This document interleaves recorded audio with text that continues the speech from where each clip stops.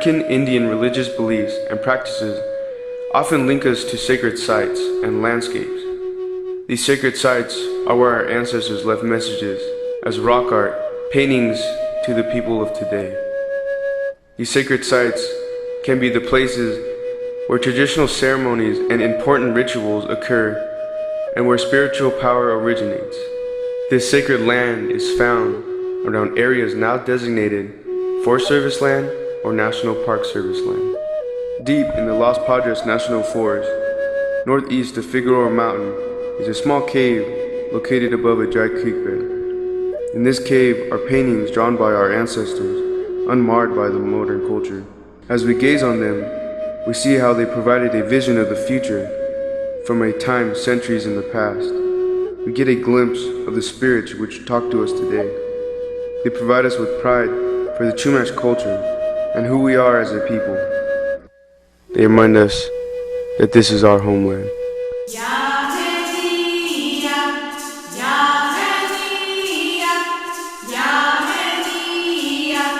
My name is Pete Crowheart Savala.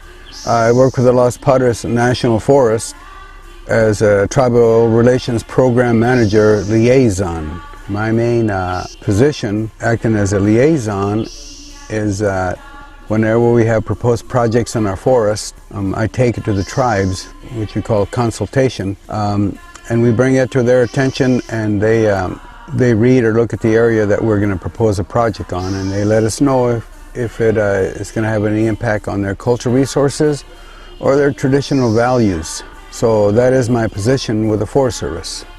We had a fire in 2007, the Zaca fire, that burned through one of our wilderness areas. And what we did this year in March 2015 was a restoration project for a cultural resource site that was burned over by the Zaca fire. For archaeology and cultural resources, we had sites that were real important rock art sites that were impacted by the Zaca fire. After the containment of the fire, where the fire is out, we'll go out, archaeologists and specialists go out and do the after fire reports and assessments. Now this fire was in 2007, so we're in 2015, so there was a period of time where we did protection and monitoring of the sites, but since we didn't have the dollars to do the full restoration, we were waiting for those recovery dollars, and we did receive those, and so that's why in 2015 we did the restoration. We had a lot of support to do this restoration project. We had a participation agreement that was developed with the San Ynez Band of CHUMASH with their environmental office to come out and really help us establish the protection measures we had for the site. Also, we had local packers, Los Padres outfitter guides that helped us pack in the equipment and pack out some of the equipment as well. We also had our volunteers, our partners in preservation, that also participated and helped with constructing the barriers. So it was a pretty big project that we were able to complete in a very short period of time. The point of the partnership agreement was to preserve these cave paintings, but in order to do that we had to make sure the trail out to the site. We were able to repair some water bars, some switchbacks, and we took the old barrier, used those supplies to repair the trail. And then we got a chance to remove some stones that were placed in the 1970s to help protect the cave from sand scouring away the cave paintings. So river stones were collected in the nearby stream and were placed in a way that would help catch the sand and stop it from actually blowing up into the cave. And after that we removed the stones, swept out the excess sand, replaced the stones, put in the new barrier, which is going to stand for maybe even longer than the first one. And then we put up new signs, and after that the job was done. And you know, it just really shows that we're still here and we're taking care of our sites. My name is John Pitchwallow. I'm a volunteer for the Los Padres National Forest in the Partners in Preservation program. I monitor Condor Cave and about 9 other rock art sites on the National Forest. And I've been doing this for about 18 years. I've seen changes there over the years. I've seen changes that occur very slowly, changes that occur very quickly. An example of the slow changes I've seen, dust accumulating on the rock art. Changes that occur very quickly, though, I've seen the site have some great changes after some of the great storms we've had back there in the backcountry. And of course in 2007 we had the Zaka fire, which created some very large changes up there. It burned all the vegetation, it burned the rock art barrier, and it weakened the visitor barrier to the point where it had to be replaced. Well, monitoring rock art sites is important to monitor the rock art sites on a regular basis so that any deterioration could be spotted in time to take action and maybe even reverse some of the damage. And that's why it's important to monitor the rock art sites on a regular basis. The Los Padres National Forest has some of the most extraordinary rock art found anywhere on Earth. It's amazing rock art. It's extremely rare that the rock art is so plentiful and in such good condition. The most important point I think that I can make about the sites that I monitor is that the individuals who painted the pictographs, who took the pigment and blended it with the binder and put it on the wall, those individuals are long gone, but their descendants are still here, and we should remember that. We should always remember that. The thing that I liked about John was his respect towards the Chumash people, and that he was wanting to keep this whole thing going. So it's because of him really that I'm doing what I'm doing right now. I've hiked these mountains for a long time, since the 60s, and have gone right past some of these sites and never even knew they were there. We have stayed at different sites overnight, and you can feel the ancestors there if you allow it. I'm walking the same path these people walked many, many years ago. I may be touching the same rock that they touched many, many, many years ago. Ma ki'iswo, my creator. Ma pi'isko, your creator. Kiskenus, I ask him, Tani pikiliki you, to protect, to watch over all of us. And I asked them to watch over this rock art. Give us the inspiration to be the protectors of the cave and of the rock art. I thanked him for all of us being together. Kinikisuku haksi na atwai na shup na alapai. We still honor the sun and the moon, the earth and the sky, just like our ancestors did. I just think that this whole project has been put together through a group of people, you know, with the forestry, with John and myself, and with the environmental group. And we were successful. I think that's what's important.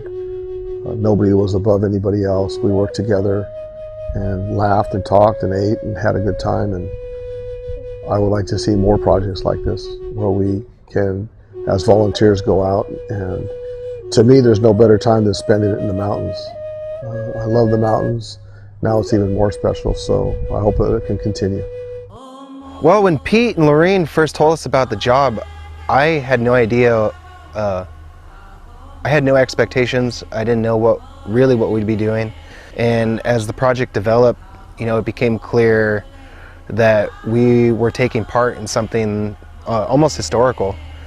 We were getting a chance to take care of what our ancestors did. And after we saw the cave paintings for the first time, it really opened my eyes to how special this project really was. And, you know, it truly was an honor to be a part of it. I felt connected. It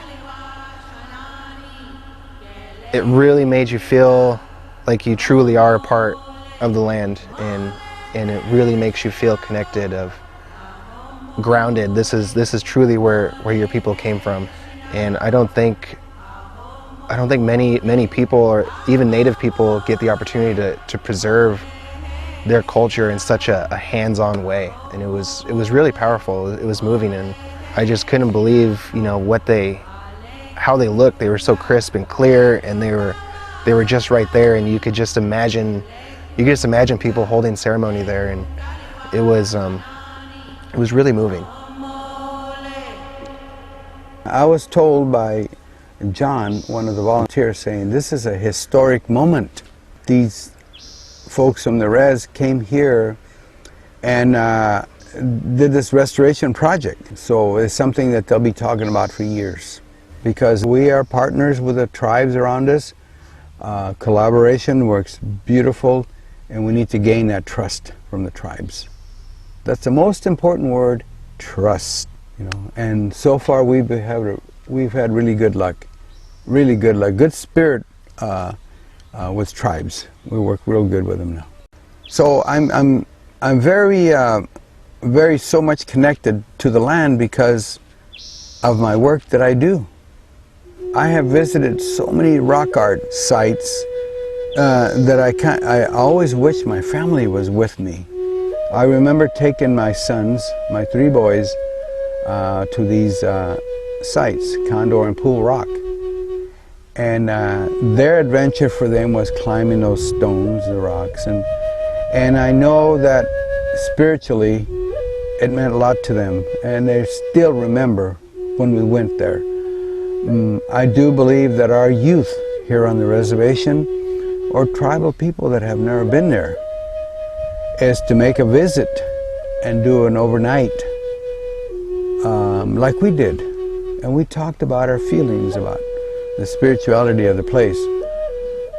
I think they need to do that because it takes them away from the noise that we go through today. Computers, telephones. They need to go back there, and it's like traveling back in time when we had no radios, but we just enjoy. But they do need to go back there to learn about the spirituality of these places, because they are our future. They need to be concerned about taking care of this land and the spiritual sacred sites. Yep. I'm standing here in front of the rock art paintings, in front of the shelter, and I'm looking at it. Same wind that hits my face hit the artist.